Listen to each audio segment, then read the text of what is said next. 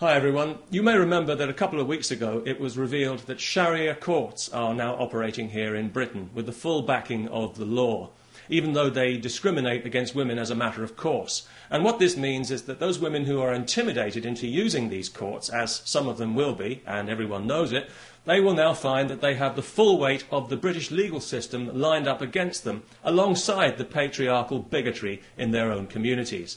Those women who are cheated out of their just entitlement in these places, as some already have been, will find that they have no recourse to the real law to put things right. In other words, we are now accommodating Saudi Arabian legal principles here in Britain, just as we accommodate their corrupt business practices and their threats against our national security when we try to investigate them. If you live in Britain and if you think these courts are a bad idea, please sign the petition to which I've linked, asking that they be abolished and that this poison be removed from our society and that we revert to the rule of civilised law with equal rights for all, if that's not too much trouble.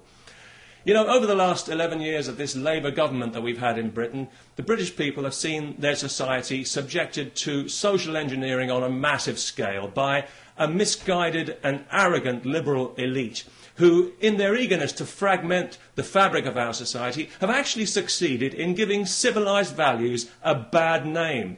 Tolerance and diversity are good things on paper. I'm sure we'd all vote for tolerance and diversity, but in practice they've become a nightmare of doublethink and lies, where the most unreasonable people in society are encouraged at every turn to be even more unreasonable.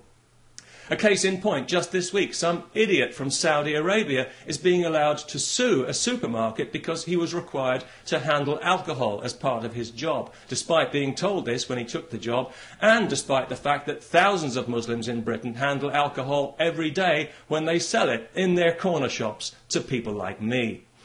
I do find it quite ironic that Islam forbids intoxication when you consider how many Muslims are seemingly so intoxicated by their religion, especially in Saudi Arabia. So it was no surprise to me to hear that this idiot was from Saudi Arabia, because I think we all know that that entire country is mentally ill.